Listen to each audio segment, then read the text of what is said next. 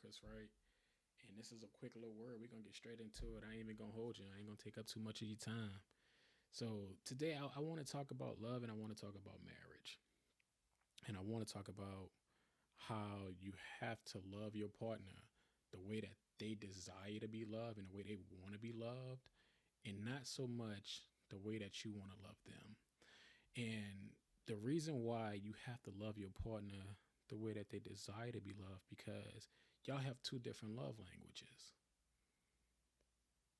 And not saying that the way you loving them is wrong or the way you desire to love them is wrong.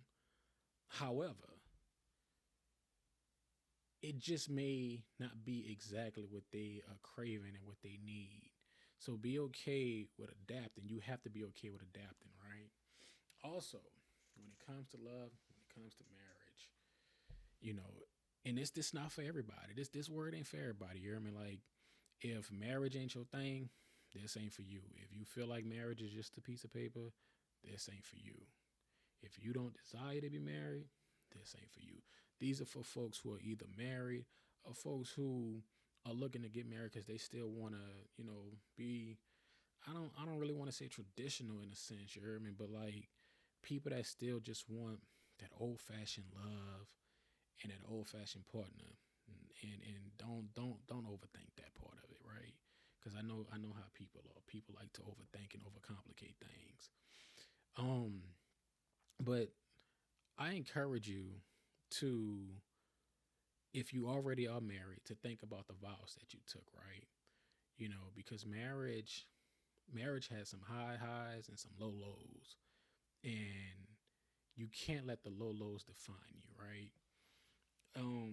When you took your vows, if you're already married, and you say for better or for worse, sometimes worse may look like, you know, finances getting a little tight, or worse may be, somebody getting sick and becoming ill, or whatever it may be. You have to love them that same way, and it's hard. It's not easy, right?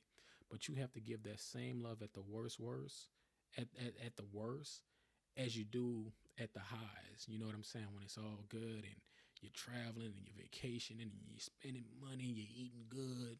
You hear me?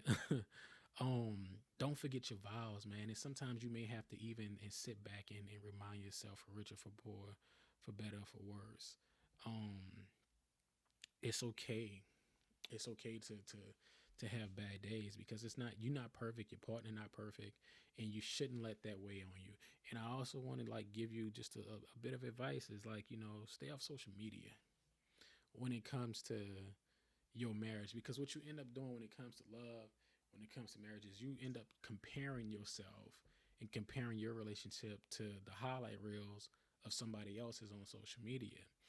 Because people on social media who don't desire to be married, have no intentions on getting married, would give you all of this advice, give you these little snippets of why they don't want to be married, and like you'll get caught up and end up losing yourself in the midst of that. And I don't want you to lose yourself and lose a good thing that you have in your partner because of comparison in social media. What is it? Comparison is the thief of joy, of all joy, I believe. And I may be saying that wrong, but I want you to understand that marriage is beautiful. Love is beautiful. Marriage and love and marriage is everything. It doesn't have to be toxic. It doesn't have to be, you know, this bad experience.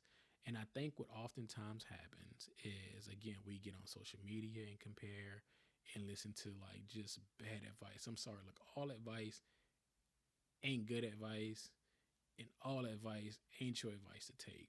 And I think too, some of us have maybe come from like uh toxic families to where it's like all we've seen were broken homes and broken marriages, and we think that that's all it is, right? And it's not.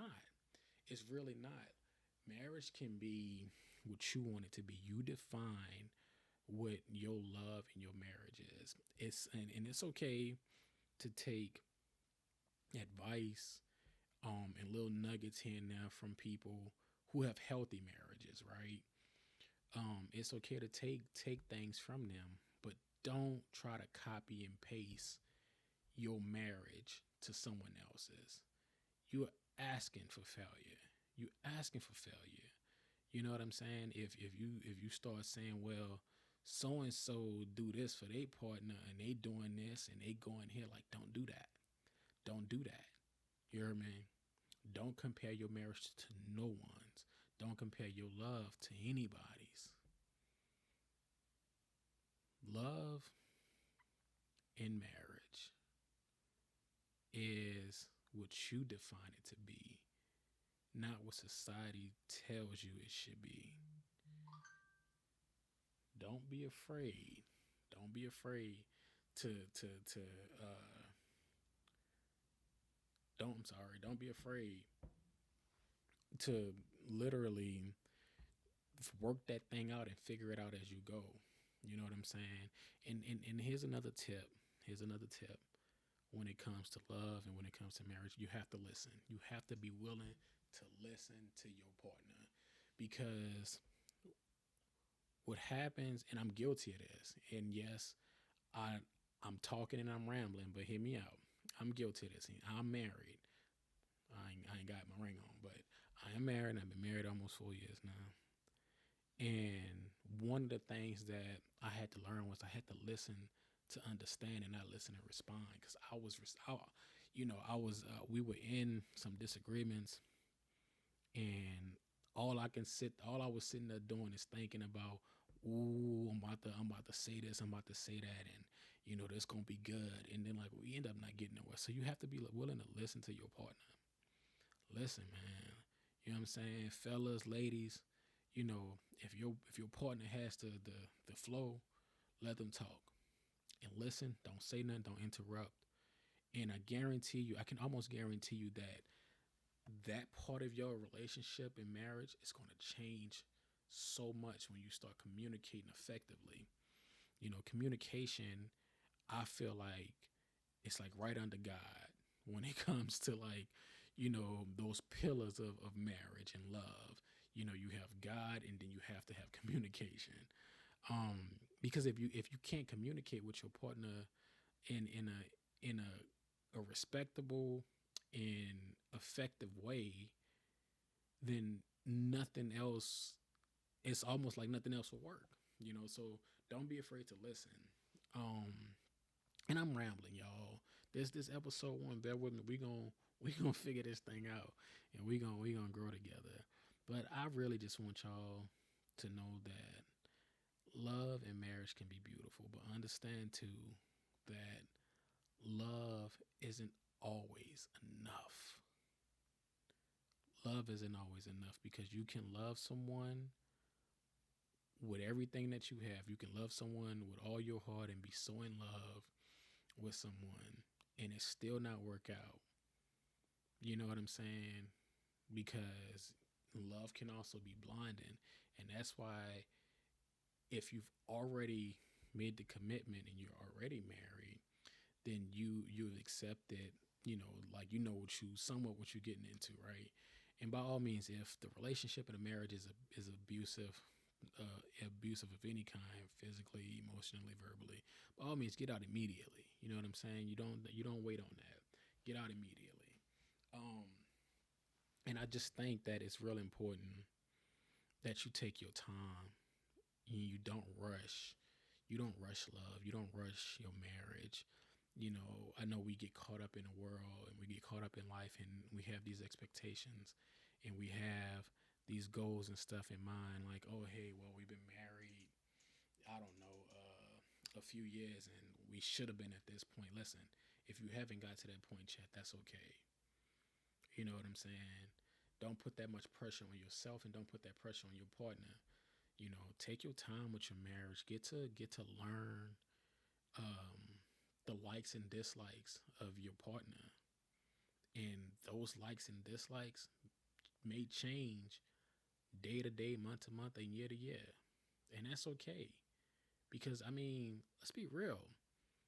It's kind of exciting, right? I know I still get excited being married, you know, for the time that I've been married. Like my wife now still, I'm still learning stuff, and I think that's a beautiful thing. So don't be afraid also to learn, to continue to learn your partner's likes, their dislikes, what makes them angry.